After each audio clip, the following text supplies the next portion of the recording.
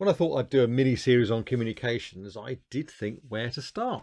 There's so much we could look at. So I thought I'd start in a place you might not expect. And this one is a trap I still manage to fall into fairly regularly, even though I know better. I fall into this trap both at home and in the workplace. Just the other day, I tell my wife to be home at a certain time, and normally I'm pretty good at predicting this sort of thing.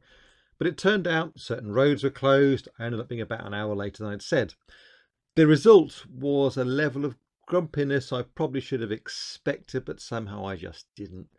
As I was driving along, I must have kind of assumed that some kind of mental osmosis would take place and magically transmit the "I'll be much later than I said" message, but sadly this didn't happen.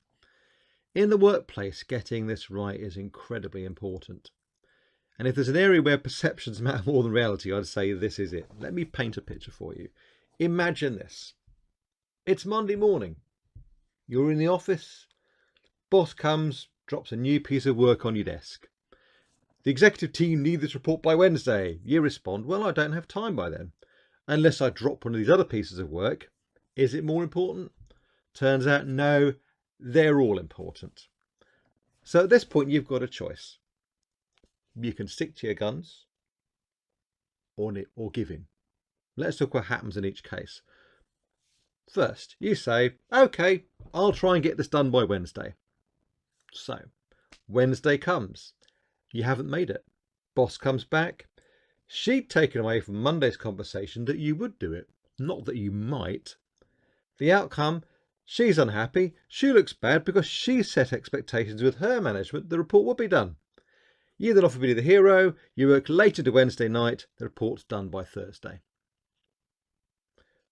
What about the other case? On Monday, you respond to her and say, look, this needs doing right. I can't do it by Wednesday, but I'll get it to you by Friday.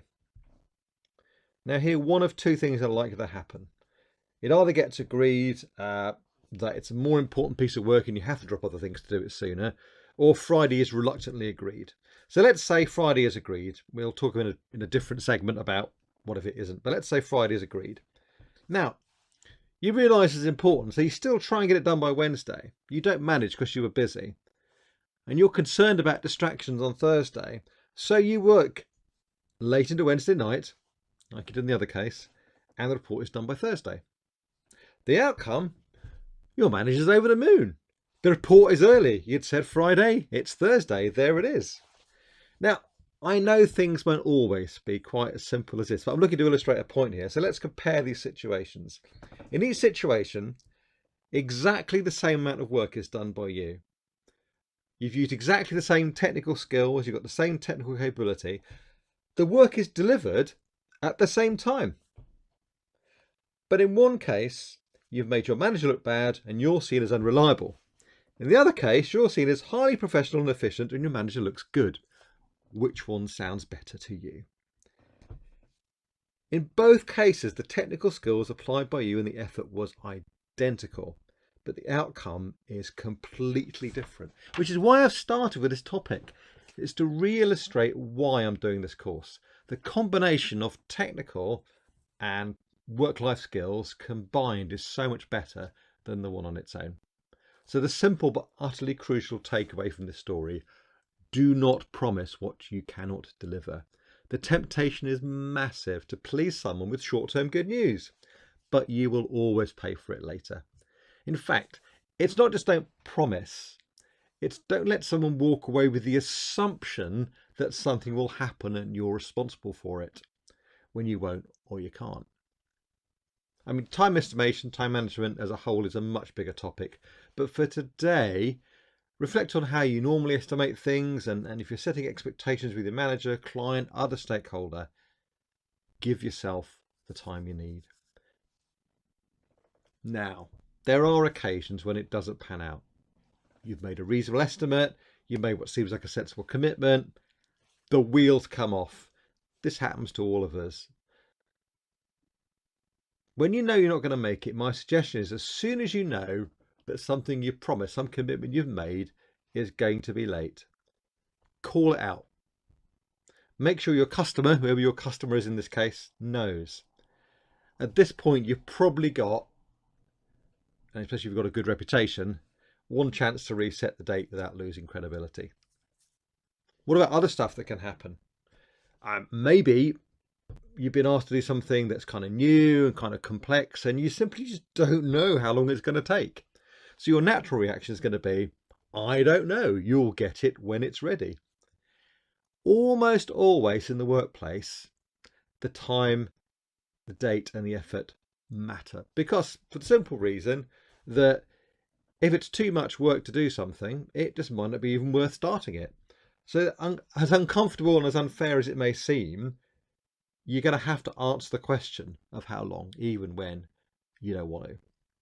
So maybe it's true, you don't know how long it will take, but the chances are that if you're the person that's going to pick up the responsibility of doing it, your guess is much better than the person who's asking you. So here's some ways to manage the risk on your reputation. One thing you can do is give a range.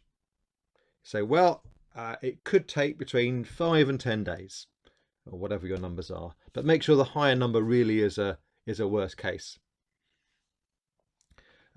Another really useful tactic when you think, well, actually what I could do with doing is spend a bit of time working out what has to happen, is to give a date for a date. Is say, I'll spend some time analysing the problem and then I'll come back and give you a real date. So say it's Monday, so right, well, come back on Friday and I'll be able to give you an accurate date of when this will be done, because you've spent enough time analysing it and doing some estimating and some thinking that you kind of know by that time how big the problem is. That's a really, really useful one.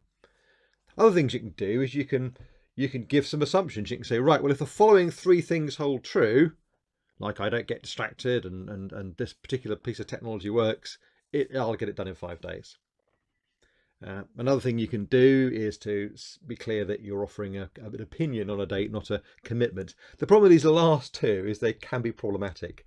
A lot of people will take whatever number you give them, end of the month or whatever, and then conveniently could forget the conditions that you put around it.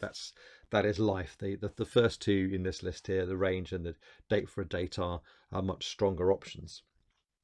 So that's it for this one.